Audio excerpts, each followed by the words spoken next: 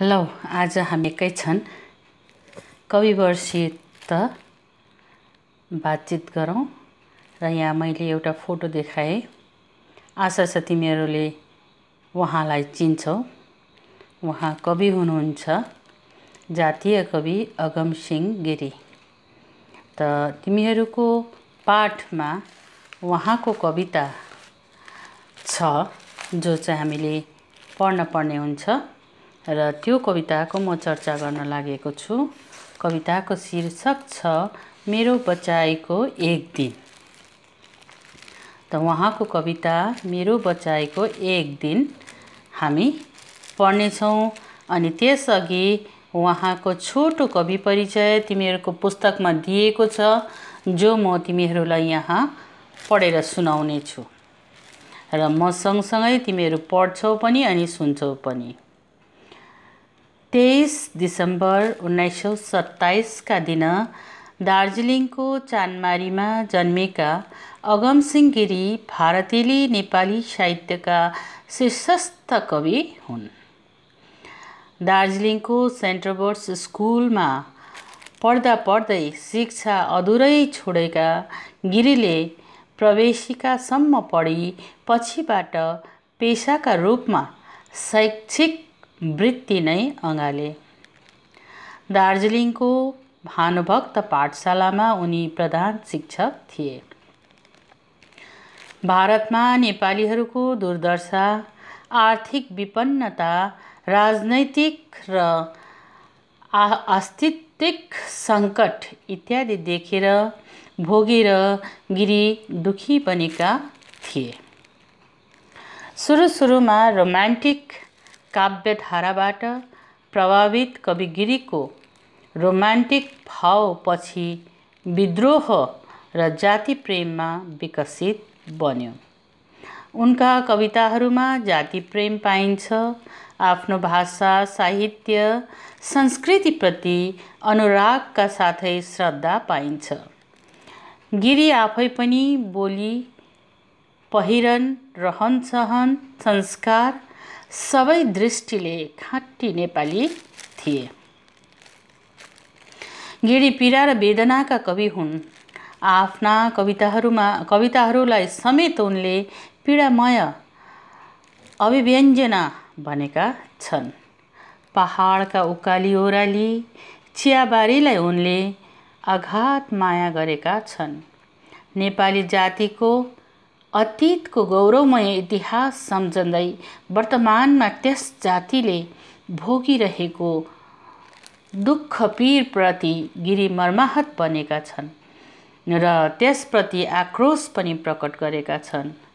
दोस्रो विश्वयुद्ध साथै अरू युद्धमा लड्ने नेपाली वीरहरूले गरेको प्राणको विसर्जनलाई गिरीले व्यङ्ग्य गरेका छन् अनि आफ्नो जाति र समाजका निम्ति नै त्यस किसिमको बलिदान गर्नुपर्ने आवश्यकता बोध गराएका छन्।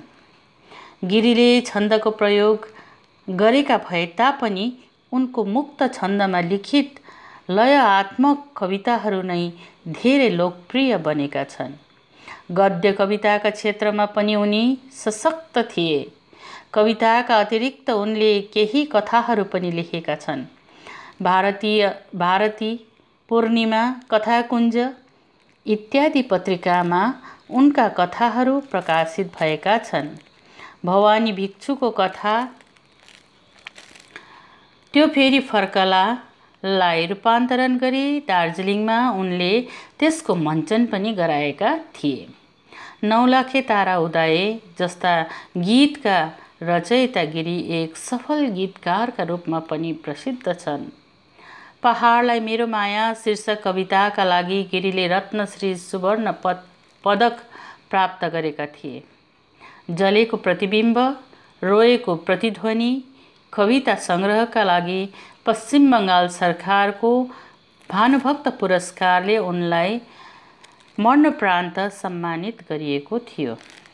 उनका प्रकाशित कृतिहरू याद खण्डकाव्य सन् 1955, आँसु खण्डकाव्य सन् 1966, युद्ध र युद्ध खण्डकाव्य सन् 1971, आत्मव्यथा कविता सङ्ग्रह सन् 1959 जीवन गीत कविता सङ्ग्रह सन् 1966।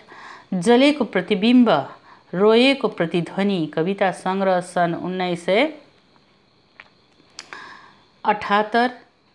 अनि जनवरी 1971 सरस्वती पूजाका दिन 44 वर्षको उमेरमा दार्जिलिङमा नै अगमसिंह गिरीको निधन भएको थियो।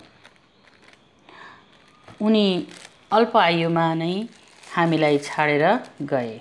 त उनको कविता मेरो बचाइको एक दिन म तिमीहरूलाई पाठ गरेर सुनाउन चाहन्छु र म सँगसँगै तिमीहरूले पनि यसलाई पाठ गर्नेछौ।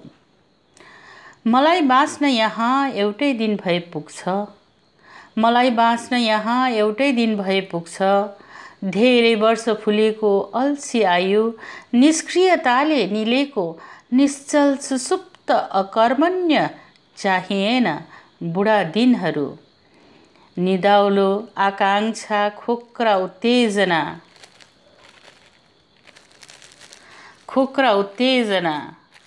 अल्छे आशा लिएर उभिने घातक क्षणहरू। दुश्चिन्ता विरक्ति व्यर्थै व्यथा ओसारी ल्याउने चाहिएन छिमलिएका थुप्रै बेलाहरू। मलाई बाँच्न यहाँ एकै दिन भए पुग्छ, मलाई बाँच्न यहाँ एउटै दिन भए पुग्छ। मेरो एउटै दिन सकारात्मक सपना बोकेर आउन्, जीवनको शाश्वत परिपूर्णता लिएर मेरो बचाइलाई अर्थ दिन आउन्। हजार व्यर्थ क्षणहरूका लङ्गड उपस्थितिलाई हुत्याएर मेरो सबल अस्तित्वको अर्थपूर्णता फुकाउन आउन्।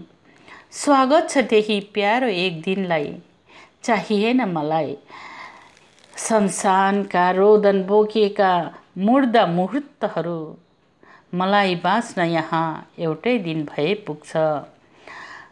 मैले कविताका पंक्तिहरू कोरकार पारेको एउटा अमूल्य क्षण यदि छ भने मसँग बाँचोस्, यदि छ भने मसँग बाँचोस्।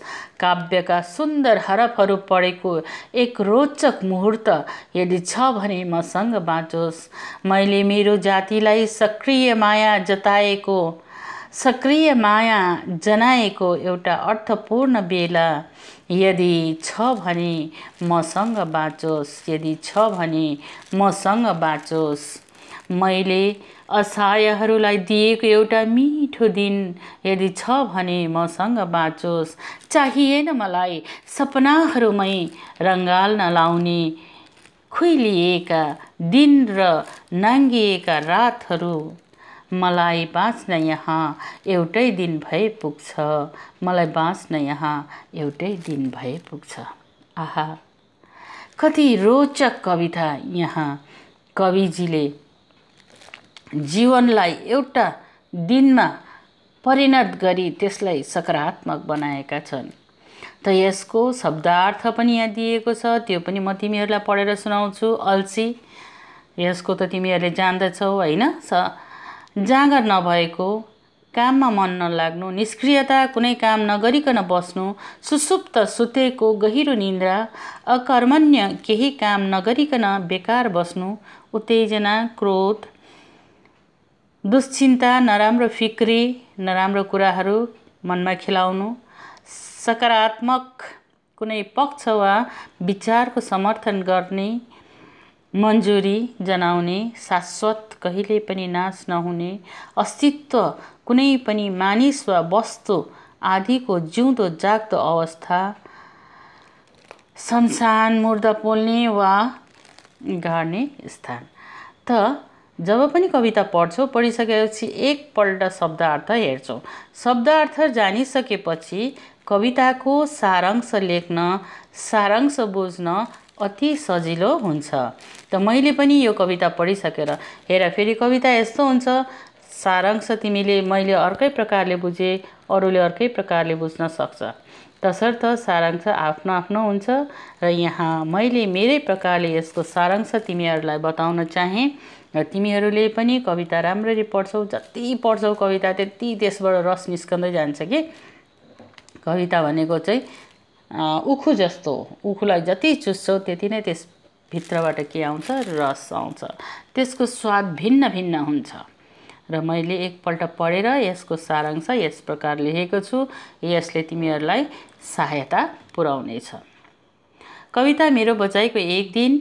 यसका कवि हुनुहुन्छ अगमसिंह गिरी।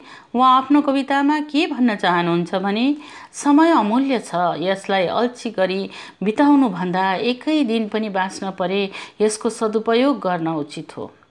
नचाहिँदो ढोङ, अकर्मण्यता, अल्छे समय कविलाई पटक्कै मन पर्दैन। नहुने अल्छे आशाहरूलाई उनी घातक मान्छन्। केवल एउटै दिन जीवन भए पनि त्यस समयलाई मूल्यवान बनाउने शिक्षा आफ्नो कवितामा व्यक्त गरेका छन्। जीवनमा सकारात्मक सपनाले ऊर्जावान होस् भन्ने उहाँको इच्छा छ। यहाँ सबल अस्तित्वको अर्थपूर्णतालाई स्वागत गरेका छन्। दुःख, रोदन, नकारात्मक कुरोदेखि पर बस्ने कविको इच्छा छ। अक्षर, भाषा, साहित्य प्रेम उहाँले दर्शाउनु भएको छ। कविता लेख्ने क्षणलाई उनी अमूल्य मान्दछन्। जति प्रेमी कविको जाति उत्थानका कुराहरू पनि यहाँ उल्लेख गर्नुभएको छ। असहायहरूलाई सहयोगको हात उठाउने उनको इच्छा छ। समग्रमा भन्नै पर्दा उहाँ हाम्रो समाजका एक शुभचिन्तक हुन्, जसले यो कवितामा जाति प्रेम, साहित्यको जगेरा गर्ने ती पलहरूलाई सकारात्मक छन् भनी भनेका छन् भने नकारात्मक, अकर्मण्यता, अल्छीपनलाई त्यागेर उन्नतिमा लाग्ने एक दिनलाई स्वागत गरेका छन्। एक दिन भनेपछि हाम्रो समाजको के हो, धेरै समय हो, जो चाहिँ अकर्मण्य भएर बाँच्नुभन्दा, कर्म नगरी बाँच्नुभन्दा एक दिन एक पललाई पनि हामी व्यर्थ नफालिकन के गर्नुपर्छ, आफ्नो जातीय उत्थान, भाषा उत्थानको निम्ति, समाजलाई अघि बढाउनको निम्ति लाउनुपर्छ भन्ने उहाँको सोच छ। त आशा गर्छु यसले तिमीहरूलाई अवश्य केही सहयोग पुर्याउनेछ।